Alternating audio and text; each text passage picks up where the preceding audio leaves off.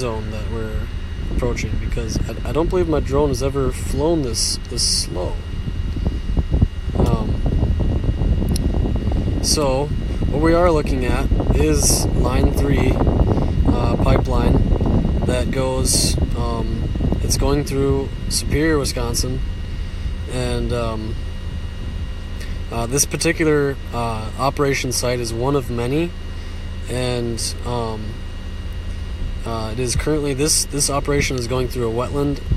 There's signs indicating that's a wetland, so what this means for Enbridge really is only that they have to put down railroad ties so their heavy machinery can drive into the wetland.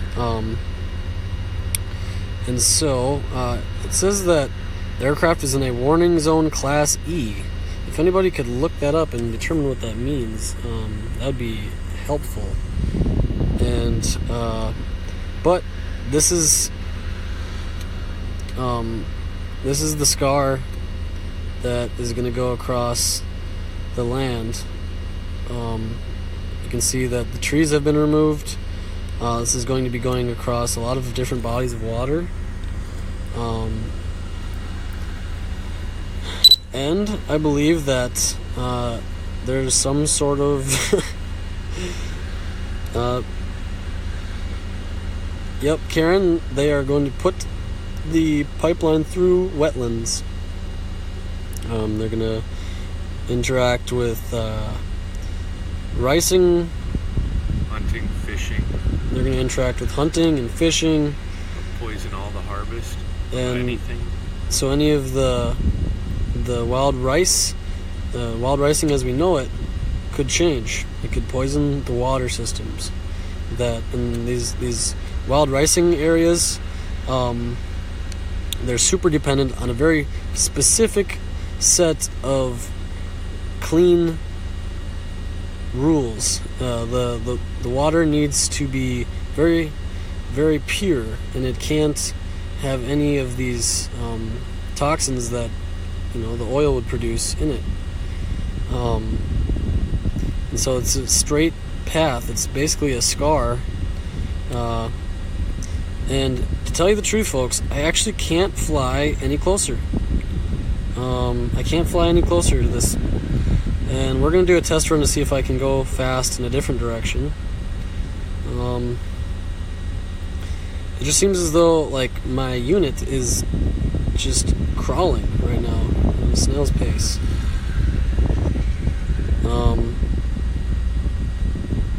Okay. So we can fly a lot faster going this direction, but we can't actually fly any closer the other direction, which is something I haven't experienced before. I don't know if that's a real thing or if it's my imagination or what it is. So I'll have to be just guessing for now. But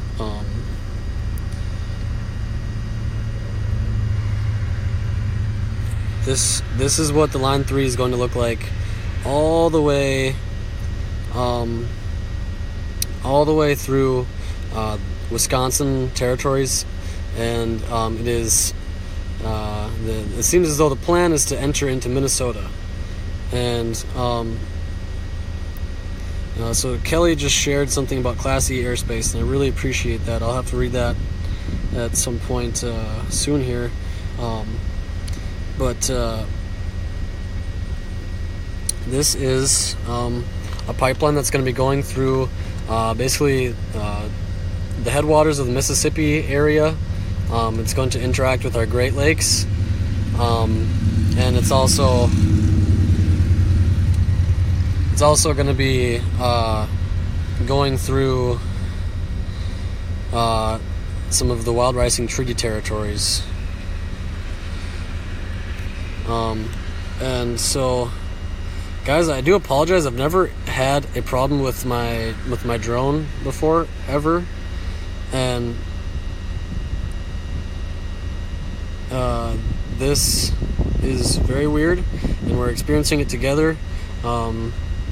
This is something that I consider myself to be a professional in operations of this drone unit, and it is it is acting up in a very strange way.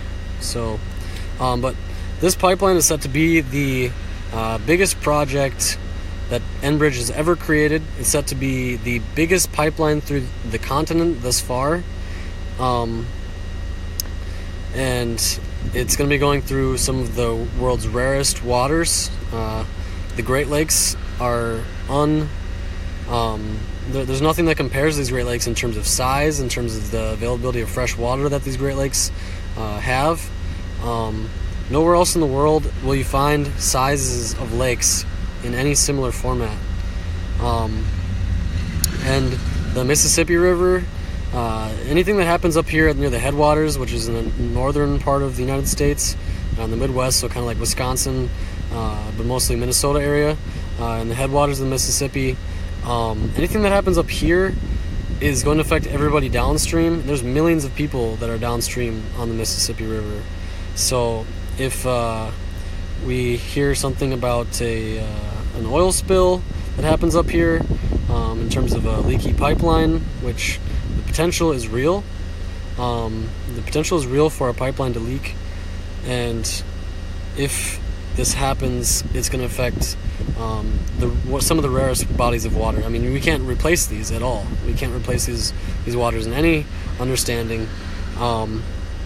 These waters are actually a result of an ice age, we're not really going to be able to live through another ice age or wait for another ice age to create another lake system like this. So we're looking at the Line 3 pipeline that it's really close to. Oh, now I have speed. I can go fast this way. And this is actually also some Enbridge equipment down here. They're crossing through a wetland on this side as well.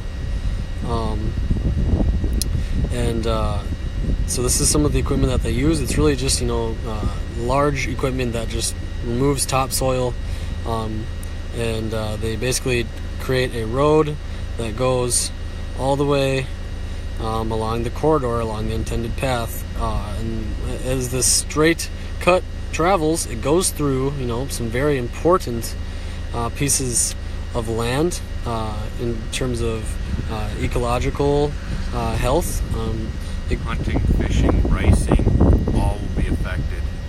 The things that people in the Midwest take for granted in terms of sporting, in terms of fishing, whether it's recreational like boating, whether any of these things that the common person in the Midwest appreciates about their home has the ability to be affected, and it is a matter of when. It really is a matter of when, because if we make moves now, we can truly make a difference. We can stop what these pipelines have the potential to do, because it's not complete yet, but it is a threat to my home, which is Minnesota. They are basically going all the way through Wisconsin, and there's not going to be much stopping them once they get to the border between Wisconsin and Minnesota, other than the people itself. The people itself is going to have to do something. It's not going to be our representatives. It's not going to be the law enforcement. Nobody's going to stop this thing besides us. And so we actually have to care. We actually have to do it right now. We have to have a louder conversation. We have to know what Line 3 is. We have to know what Line 5 is. What's the other line? There's tons. There's 6 of them right in that corridor. There's 6 lines going through this corridor. They're already in the ground. Most of them are already in the ground. Line 3, they're leaving in the ground and then putting a new Line 3 in. And so basically, Line 3 is already in the ground. It was put in the 1960s, and this is an old pipeline. This pipeline actually has the ability to leak. It has leaked. It's really old piece. Exposed with trees growing on it. Yeah, there's trees growing through this. There's the standard changes of the land have occurred along these pipelines. So I mean, as the land moves and changes, it's going to adjust this pipeline. And actually, as we're talking about Line 3, the Line 3 pipeline is going to be, the old one is going to be left in the ground. That is the intention of Enbridge, is to leave it in the ground and actually just build a completely new pipeline, not along the same route. So we're going to be interacting with different land now. And boy, I am experiencing technical difficulties here. It seems as though anytime I want to go up stream towards the pipeline, I actually lose all momentum with the unit. If I was going the direction that we were just actually headed, I had a lot of momentum, a lot of the ability to move, and so I am going at a snail's pace back to kind of where we took off, because if this is the rate at which I'll move, it will be hard to reconvene with my UAV. So, but we'll have the conversation and we will enjoy these aerials together. This is, this is something that we're experiencing together in the world right now. It doesn't really matter if you're white, black, Native American, or Mexican, or any of the above. It doesn't matter what religion you are. This is something to unite over. This is something that is, it's close to all of us in every single way. It is the water. It is. And pipeline workers would have more jobs if they were putting in the water lines in Flint. The pipeline workers would, they'd still be able to keep their jobs. We could still keep this understanding of we need more jobs, because people need to be economically stimulated, and they need help paying their bills. But these pipeline workers can keep their jobs. They can put in water pipelines in places like Flint. They can be putting up windmills. They can be putting up solar panels. I would completely support it if Enbridge was willing to just make the change, if they could just switch it. If Enbridge is willing to just lead the movement and off the grid type energy, I'd fully back it. But we're not seeing that, and so I can't support a company like Enbridge. I'm not speaking on behalf of anybody other than myself when I say that. And battery level is low. So the aircraft will go to the home point in 10 seconds. Alrighty, so I'm gonna fly home and go home. I really genuinely hope that we get all the way back home. So this is some of the worst technical difficulties I've ever experienced with my drone. And it seems as though my drone wants to land. It's okay.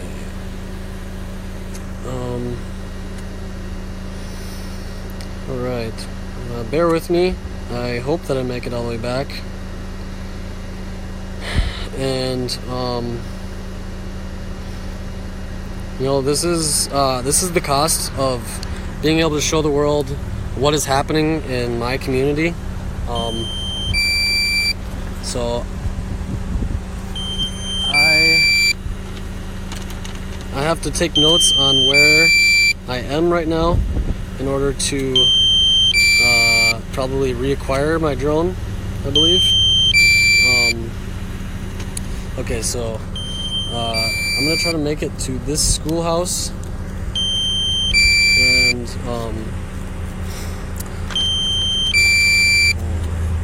alright, okay, I'm gonna look on the map here, and I'm actually gonna start driving towards it.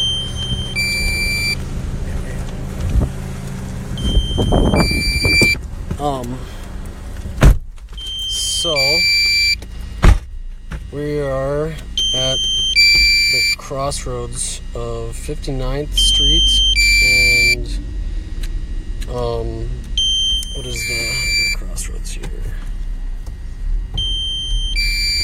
So we're gonna be going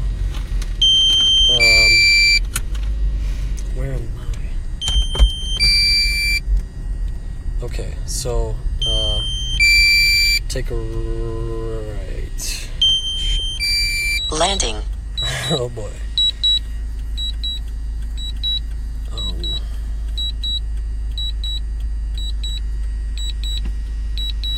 Okay, so I'm gonna land on